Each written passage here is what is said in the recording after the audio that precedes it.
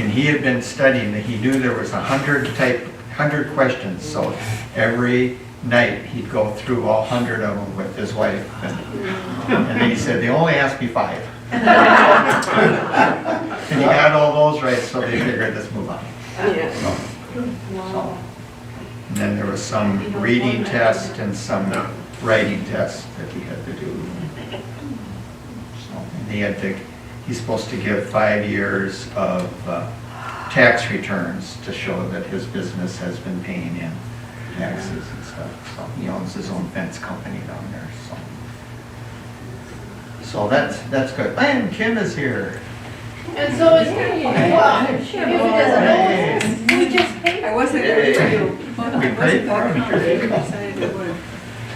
Well, you need to balance the table a little here. Yeah, you need to be with Dave. Down on the wall. Yeah, there you go. That's what I told you, Lord, is right there with me. Yeah. Hi, boss.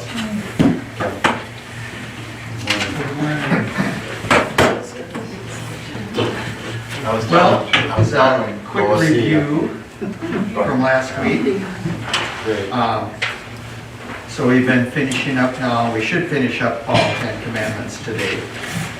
And this is from Children's Church, so they're doing did some of the same stuff. But this about Psalms 19, what's the purpose of the law?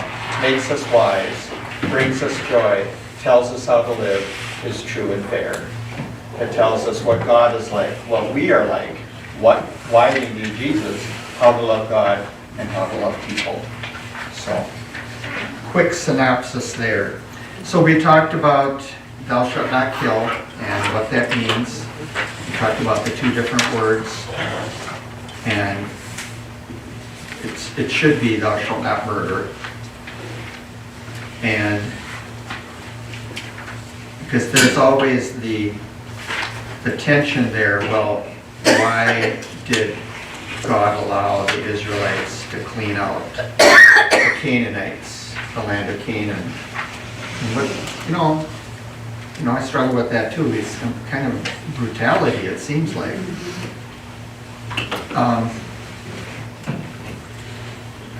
Even studying, I think I brought this up last week, we were talking about Ehud in the Children's Church, and how Ehud went to Eglon, the king that was oppressing the Israelites, and he was left-handed, which was important because he could kind of, they maybe checked him on his right side for any weapons, but they didn't check on the left. They didn't have metal detectors, But, so he could reach across and be left-handed and be somewhat deceptive.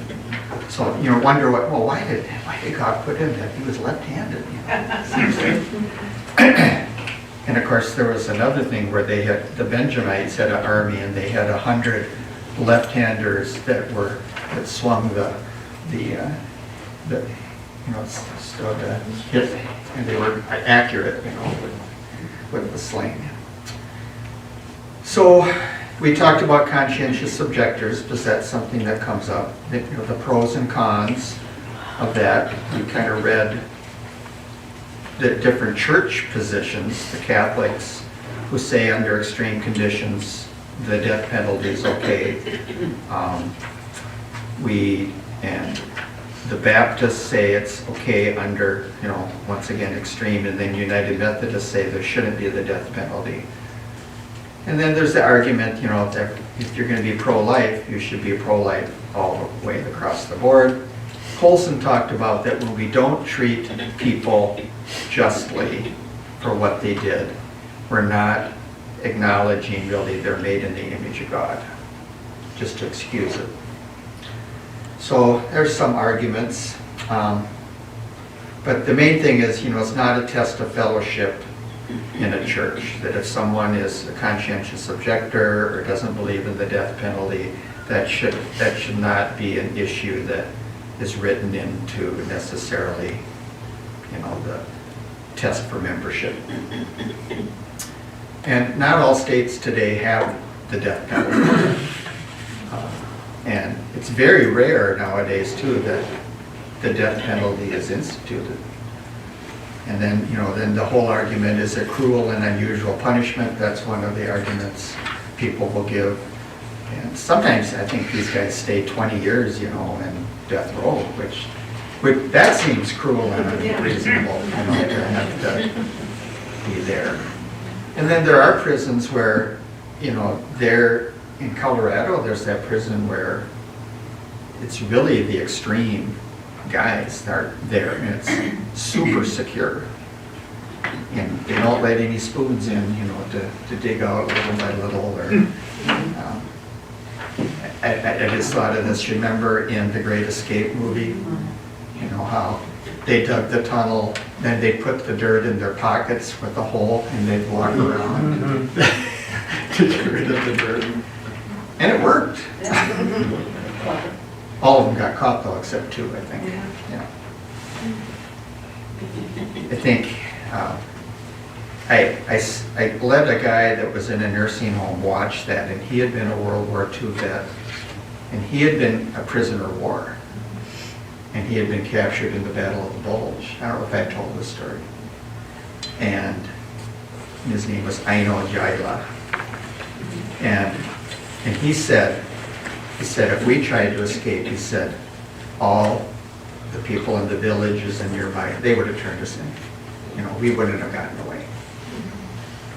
But I told him, I said, now, prisoners of war in the United States, some of them came here to Minnesota and worked on farms because the men were gone. And he just said, that's not right. He said, they should have treated them like they treated us. Yeah. You can understand having lived through that. I'm not saying that was right, but I understand why he felt that way. So It should have been the other way around.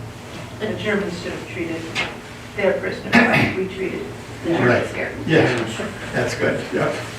The Bob in Korea, when the war ended, he was in the area where they were returning prisoners, and the Korean prisoners that was being tracked back, they were taking all their clothes off and their shoes and throwing them out of the truck so that it looked like they didn't have anything in our camps when they were there. Interesting. They wouldn't take the clothes and the shoes back with them or anything, so that all they had on was their underwear, So they wanted to send their that. shorts, Yeah, and yeah. they didn't take anything else back. Would have been a distorted view there, sending a message that wasn't right. Well, they weren't going to get shot or killed for having stuff that. Oh, yeah. Yeah, well, you hear when people come back from North Korea today that, it's horrible. Like that young man that came back and he was really battered and he didn't live. Okay, so thou shalt not murder. I had a question, Brian. Yeah, Did God treat different sins differently in terms of punishment for them? I think there is a hierarchy of sins. Yeah, So I want to make sure Yeah. we recognize that right, there's some that are more heinous to God than others, right, exactly. and the results were established by Him, not us. Right, and one of the hierarchies that I tell some of my friends is the killing of innocent life, the shedding of innocent blood. That the Bible always judges that very harshly. Abominable. Yeah. In reference to abortion, adultery. So we read about some statistics on that, and it's really alarming. We read about some of the different countries. Number 1 in the world is Thailand, which is interesting. Number 6 was, I remember, Norway. But cultural norms are changing. Now, bigamy and polygamy laws, they were kind of instituted to deal with the Mormons when they wanted to make Utah state. So they made it a national law. And I think that's still, still on the books anyways. And then polygamy, and I mentioned how I was talking with a neighbor, next door neighbor, who was a Mormon. She was a Baptist that turned Mormon. And I brought up this thing about bigamy and polygamy with among the Mormon leaders. And her take on it, which was interesting, she said after the Civil War, there were so many widows, it was the kind thing to do to marry these women, to give them support.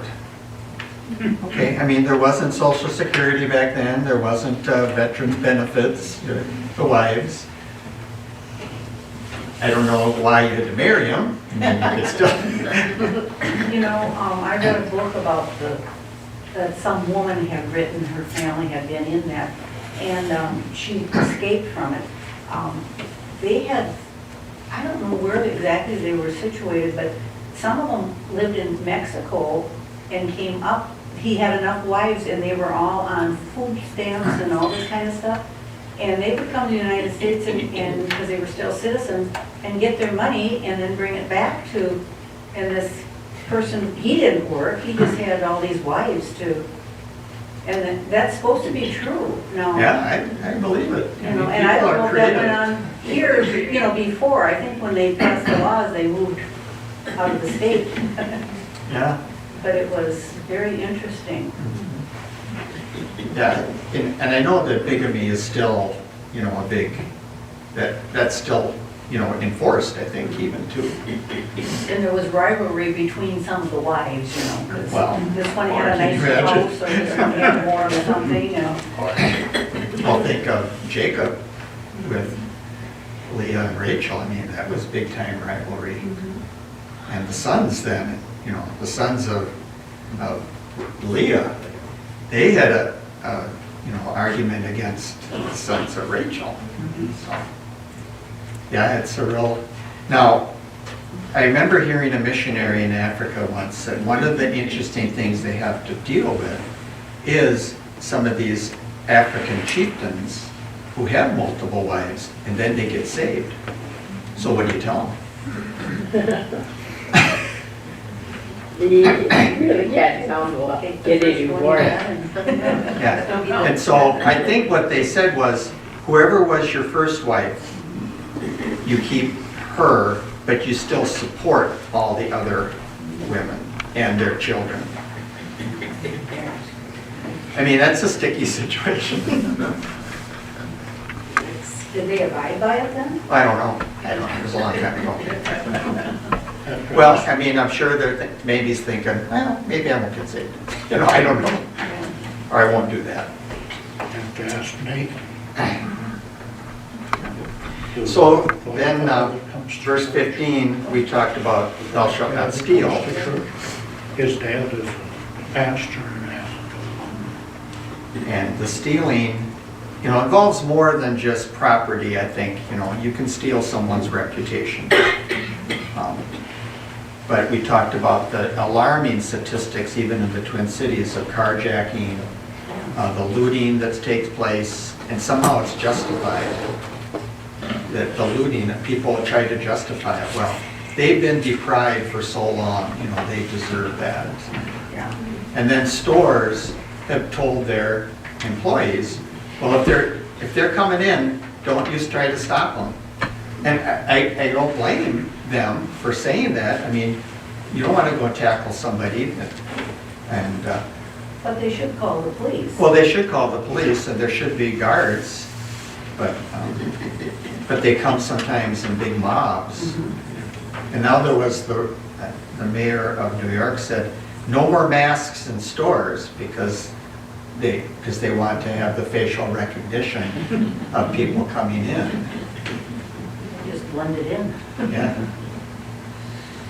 There's a mindset of lawlessness, I think, that this predominating society and growing is taking a big foothold where Bible says in the last days lawlessness will abound. Yeah. We're seeing that, exactly what's happening. Yeah. We don't have to live by a law, we just make our own law as we go, Yeah, so. right. Well, like people, will say, well, you can't post the 10 Commandments anywhere, you know. Well, I mean, when that's not taught,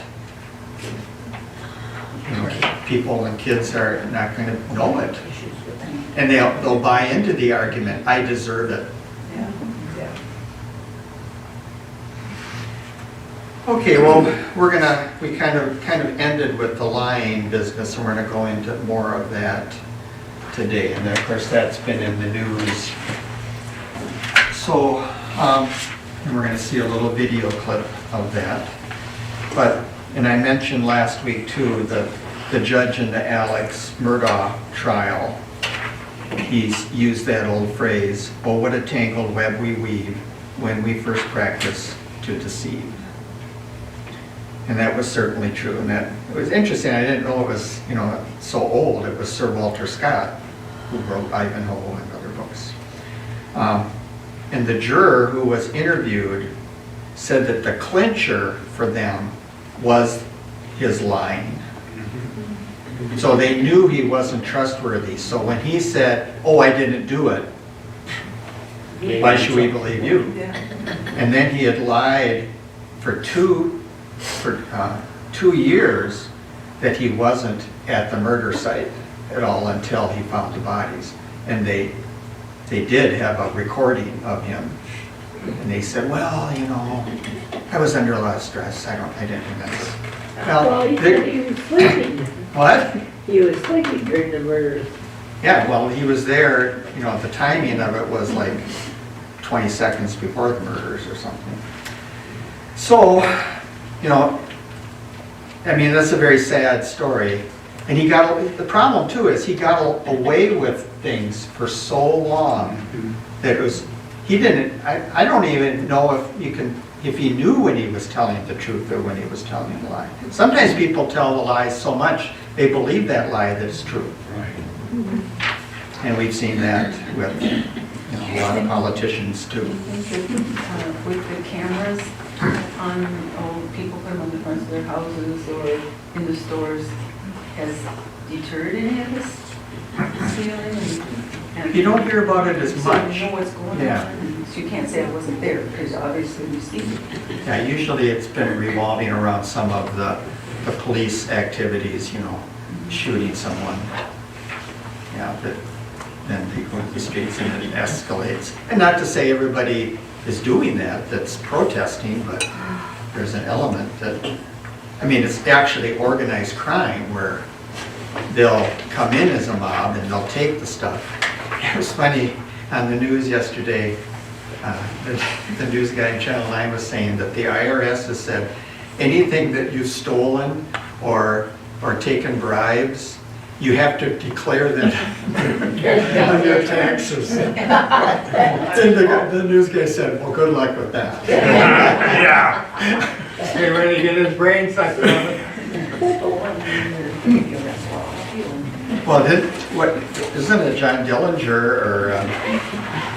or some of those gangsters, they didn't get him for murder, they got him for tax evasion. Al Capone, famous. Al Capone, yeah, okay. So, you know, kids are really good liars, and this guy that we're going to see a little clip of says that. And the other thing is liars need to have good memories. What did I say last time? And if you remember when we were watching the video with the detective, and he was saying that when he interviews people, he wants to re-interview them later. And he also wants to separate the witnesses so they don't collaborate their story. He says, because if they all tell the same story, you know they talked it over.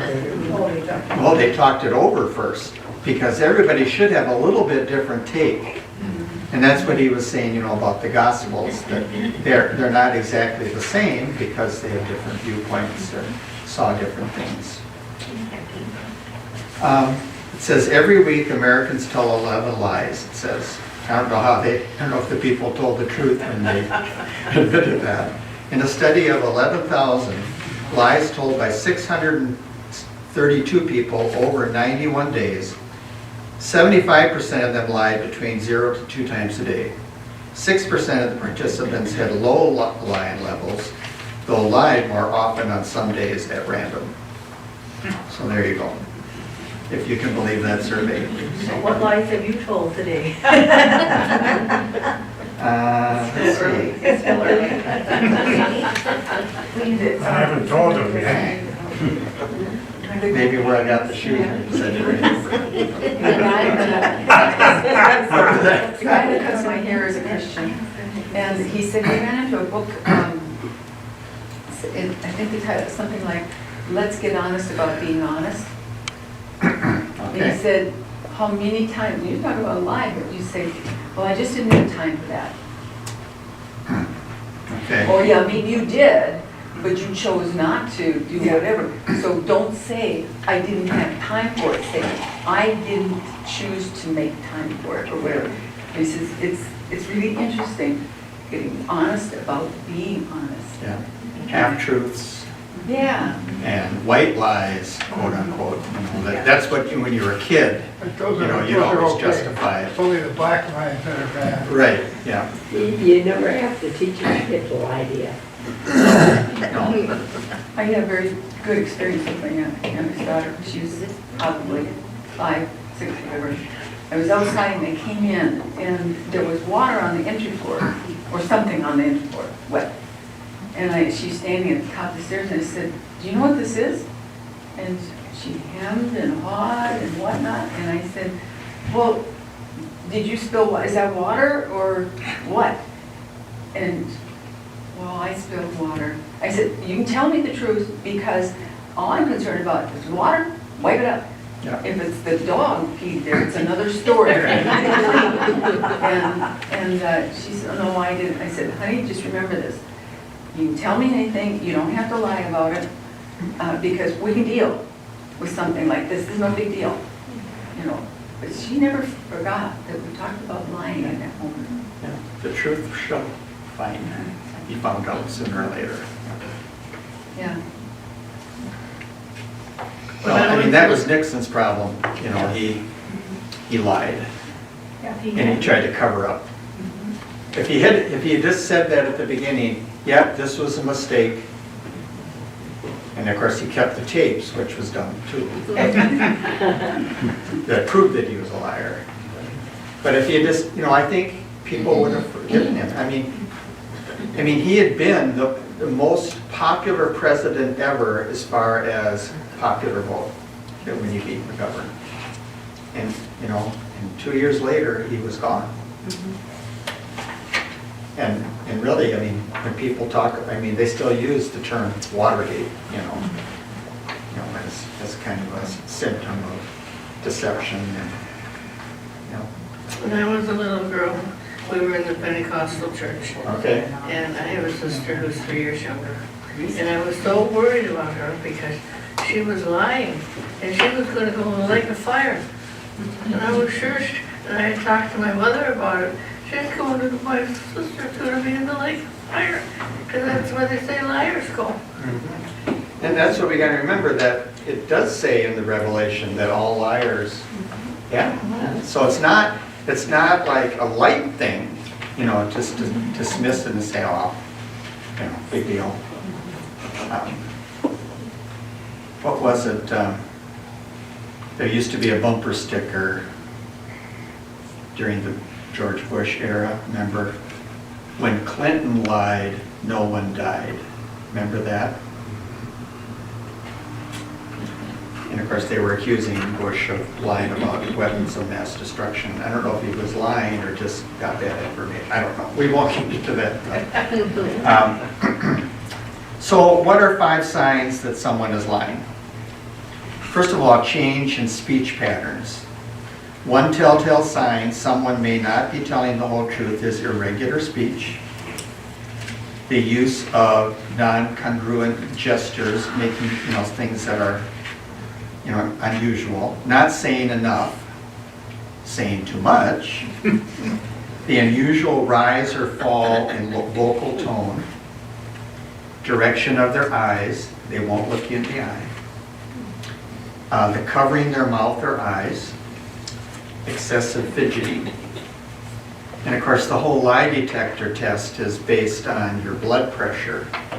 And it can't be used in court, but you know that if you're lying, your blood pressure is probably going to go up or show some variation when you tell a lie. So if we put it on John, and then we said, is your name John Smith? So now they have a baseline, he'll say yes. Maybe it'll go up then too, I don't know. So, Just to ask first, John, why do you want to have, why do you want to know?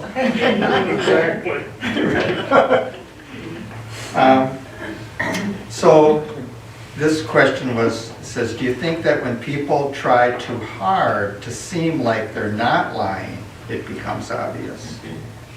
So it's about impression management. Instead of being truthful, someone tries to appear truthful. If you're being completely honest, you don't think about how you appear. And if you're being deceptive, you're going to be changing your behavior to come across as truthful. Interesting. Like if someone becomes animated and says, how dare you accuse me? And that was kind of that Murdoch, you know, he was kind of saying that. But their emotions don't match up. Or think of Susan Smith. She was the one that her boys, she actually killed her boys, but crying on national TV when she said her kids were missing, but there were actually no tears. She also said, my kids wanted me and needed me, and now I can't help them. She used the past tense. And they were missing at that point. She knew psychologically that her kids were dead. Scott Peterson, who was convicted of killing his wife Lacey, said during an interview, while she was still missing, oh, she was amazing. He used the past tense. It comes down to language. Most parents or loved ones expect the safe return of a person who is missing. They don't assume that they're dead. That's true of people that have been gone for decades. It sounds like there's a certain amount of intuition as well as a skill in telling if someone is lying. Training helps, so like a detective. Although some people are more intuitive and are better at reading people in general, one of the training models this guy teaches is the belief model. That's where B, build rapport, and build a behavioral baseline. So you don't start right away saying, well, you lied, you know. So get their support. Extract the initial account and inform. Look and listen with intensity for behavior and language changes. Let the person tell their story without interruption. A lot of times questioners interrupt, but you've got to let them finish and then go back and circle around. I, identify key elements and change in story. Expand the information with questions. Tell me more. Or follow up or corroborate a story. Once you get the complete story, the truth will come out. So, you know, what do the other people say that you used, I guess, as a reference? No matter how good a person is or how long they've been doing an investigation, no one can automatically tell when someone is lying. But it looks good on TV to say they can. Lying is a complex cognitive task, and you're adding detail that's not true. Luckily, cognitive complexity of lying is on the investigator's side. So, I do remember a story at school, and I maybe have told this story before too, that I knew this kid was lying, or had cheated on the test. And so, when everybody left the room, I asked him to come up, you know, and I did come right out and say, you know, I know you were lying or cheating on that test. And you know, he had these big Coke bottle glasses, you know, really big kind of.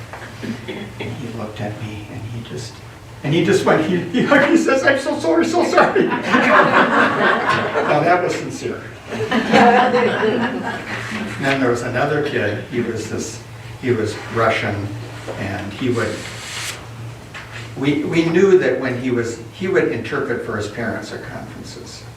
So you knew that he was not saying what the teacher, I'm sure he was saying to his parents, he's wonderful in class, he always does his work, you know. But he stole a leaf collection, and we knew that he had done it. And so the special ed teacher and we took him aside and sat him down. And I said, I told the special ed teacher, let me handle this. So, because I didn't want him to give room to tell a lie. So I just said to him right out, I said, so why did you steal that leaf collection? And he says, how did you know? And the special ed teacher said, well, Mr. Olson has ways. But if I had said, so there's a missing leaf collection, do you know anything about it? He would have said, oh, that's too bad, Anyways. What about the Wetterling boy that was, it was a farmer right near there that actually committed. And they didn't find out for years. And he lied and he had been interviewed, I think. Yeah. And he lived with that for 20, Yeah. 30 years. Yeah. I mean, I think at a point, people sear their conscience though, where they tell the lie so much, it doesn't bother them anymore. Yeah. And that's a bad place to be in. Raising kids, you don't want your kids to have a seared conscience and to tell a lie and not have any remorse. That kid, he had remorse. And I think I told you, I saw him years later. I didn't recognize him. I was at a Dairy Queen, and he came up to me with his 2 little kids. And he remembered me, and I didn't remember him. So it made an impression anyways. He probably never cheated on a test again. So the next one is, we're going to see a little video clip here on Mount Shawflex. And then we're going to get Mount Shawflex covered.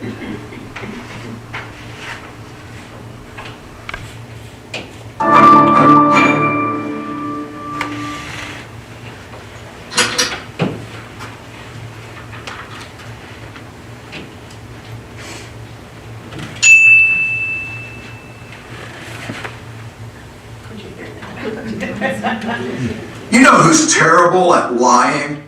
Little kids. They just can't do it right. They spend so much time sharing every honest thought that pops into their heads that the very idea of a fib requires painfully obvious mental gymnastics. You know who's great at lying? Grown-ups.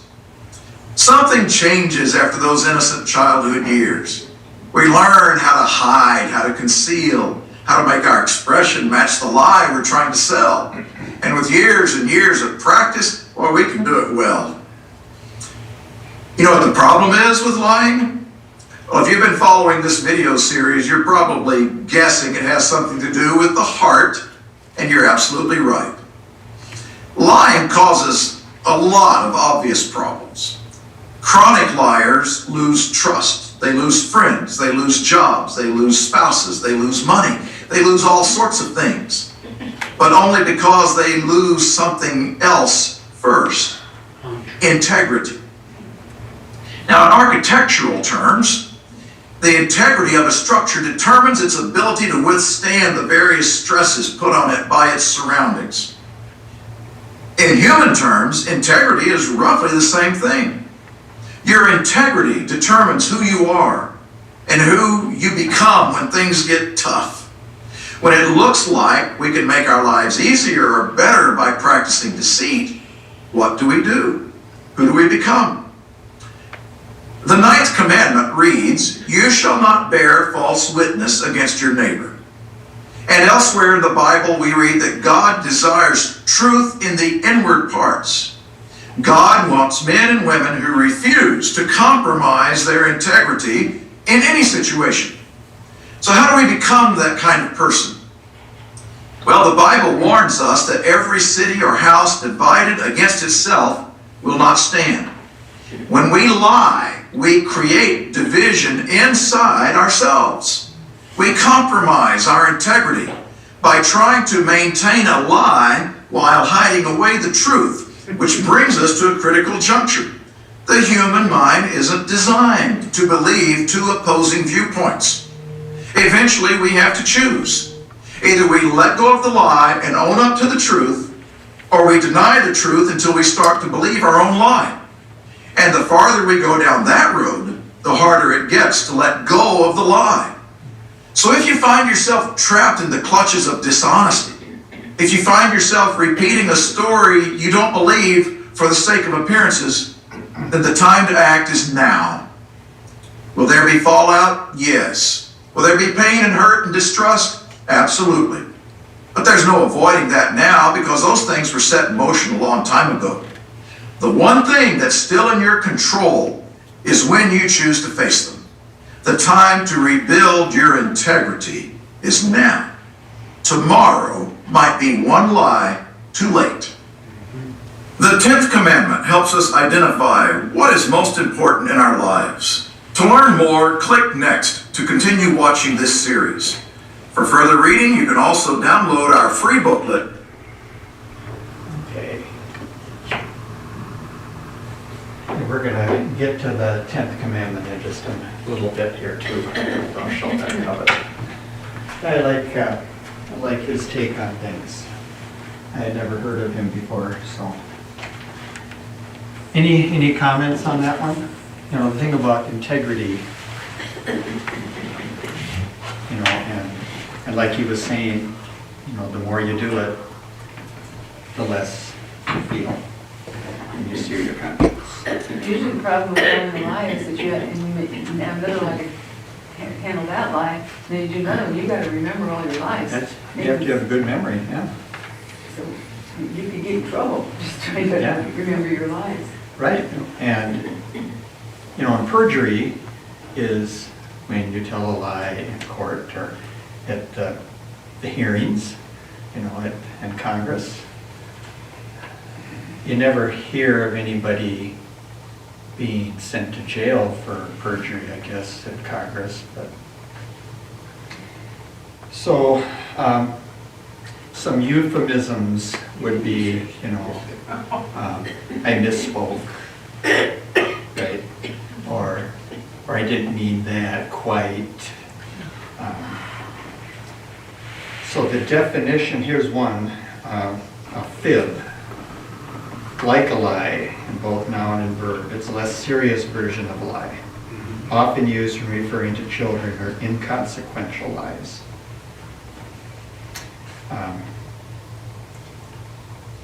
And another definition, to use unclear language, especially to deceive or mislead.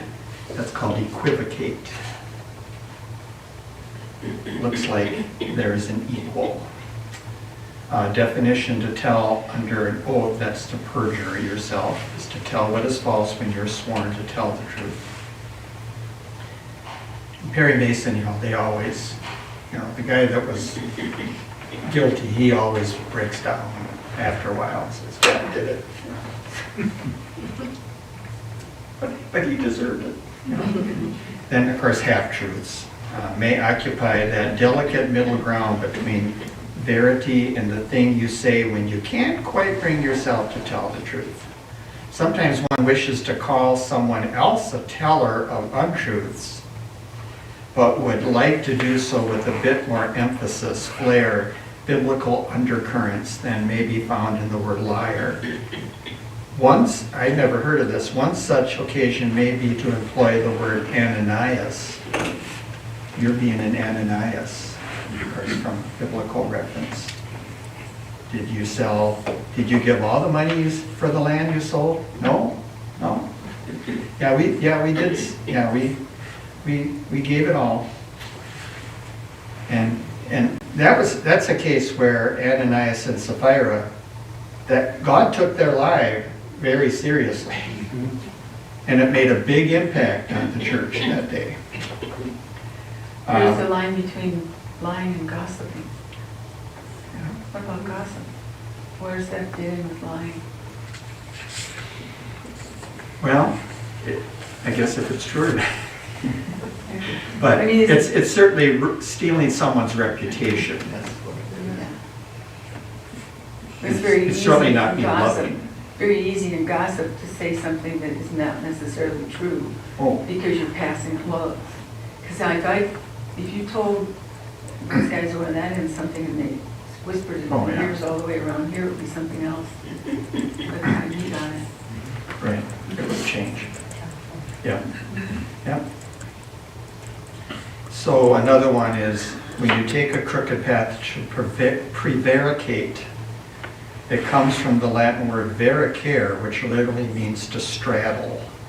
So there you're kind of straddling truth and error, you're mixing them up. Okay, so Exodus 20:17 is coveting. Do not envy what others have. So in Colossians 3:5, the ESV says, put to death therefore what is earthly in you, sexual immorality, impurity, passion, evil desire, and covetousness, which is idolatry. So there, Paul is saying covetousness is idolatry. NIV says, put to death therefore what belongs to your earthly nature. And he says greed. That NIV says greed instead of covetousness, which is idolatry.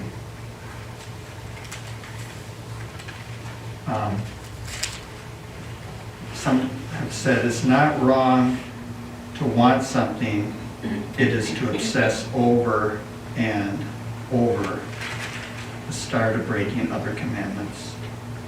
We're going to see this in a little bit. There's a New Testament definition for us when we say, I don't have any statues I worship. So idolatry can be coveting.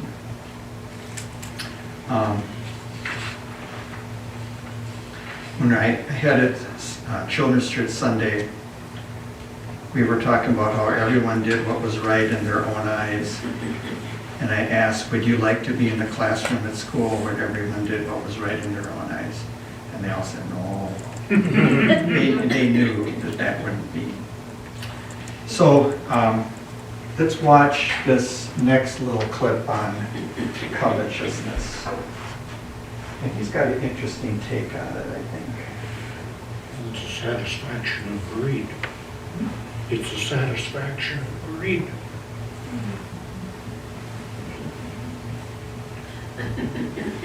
Let's see if there's a commercial on this one. If I could describe Culver's in one word, it's just family. You're a team. We like calling.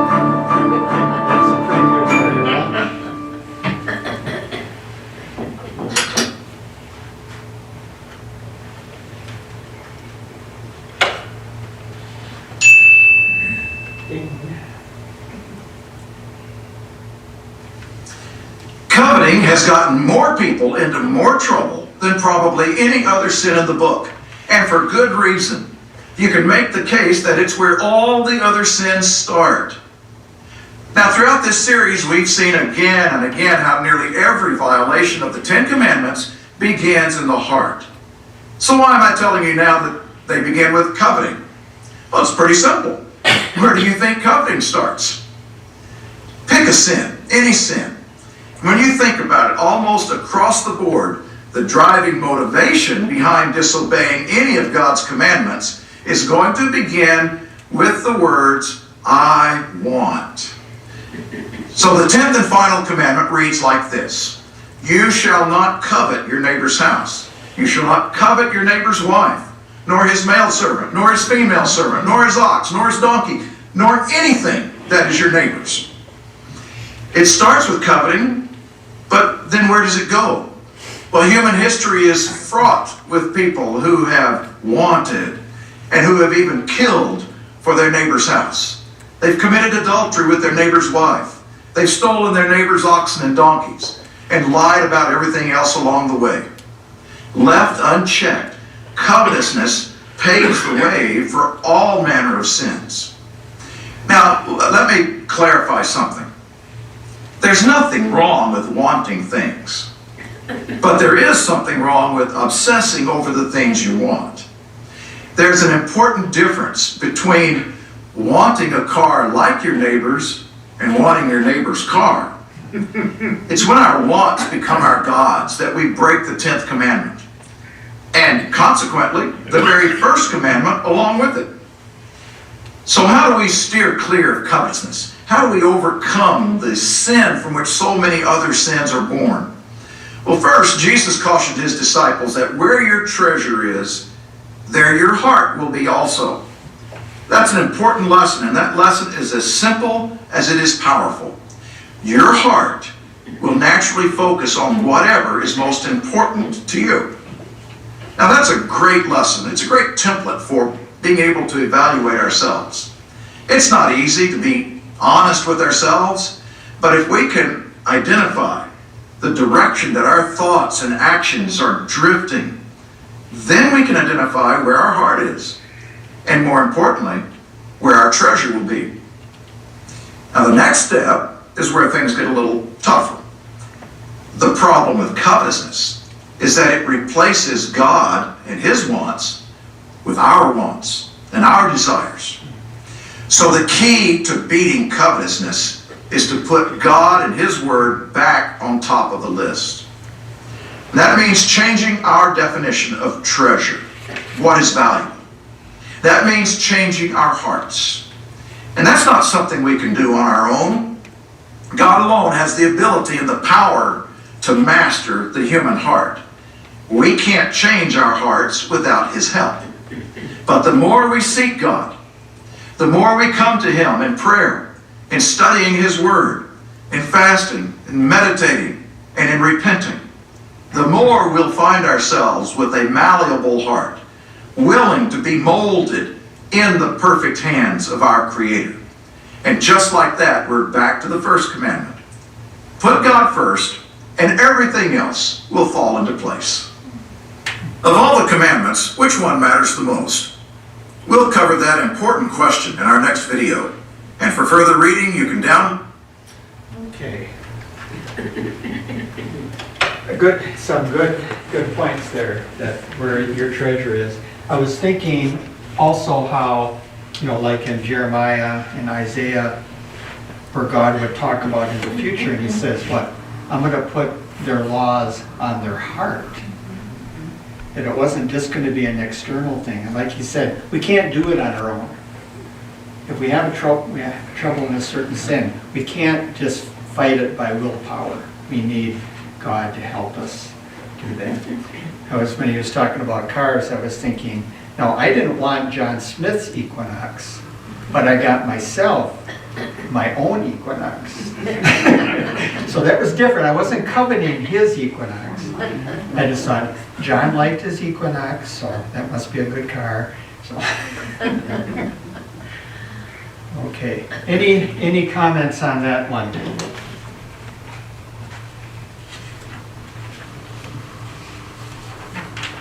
Now, we're done kind of with the 10 Commandments, and we're going to skip ahead through parts of Exodus. And there's parts about how they built the tabernacle. We might talk a little bit about that, and how all of those things in the tabernacle really pointed to Christ. We're going to see at the end how Moses was, he couldn't go into the promised land and why. We're going to talk about how God used men with skilled labor, with arts and crafts to build the things in the tabernacle. We're going to talk about the golden calf. We've mentioned it before. We're going to go into a little more of that. Okay, so I think we'll stop there today then. And so anybody have any comments about covetousness, or like I said, I thought this guy did a really insightful job presenting that, some things I hadn't really thought of before. So what does he say in the next lesson? about the greatest one. Well, we're gonna launch it next Oh, are we? in our review of the Ten Commandments. But of course, Jesus was asked that same Right. question, right? And the second is likely to it, and love your neighbor as yourself. Which really all of the Ten Commandments fall into two categories: loving your neighbor and loving God. But if you love God first, a lot of the other things will fall into place. He qualified in several things, and Jesus qualified them. Even to have the thought in your heart is the yield Right, of it. right. That's why it all begins with the heart, and that's why, but the thing about what Paul says, that everyone, saved or not, has the law on their heart, in a sense. They know intuitively that was wrong.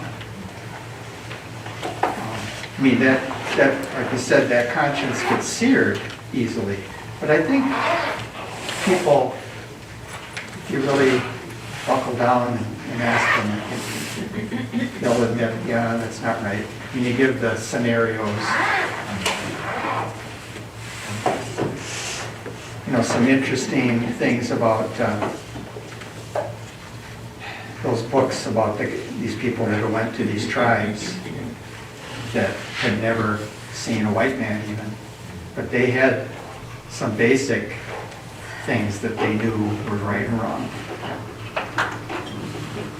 Just because we're made in the image of God. Okay, well, thank you for coming, and we'll see you in Sunday school for more Philip Yancey.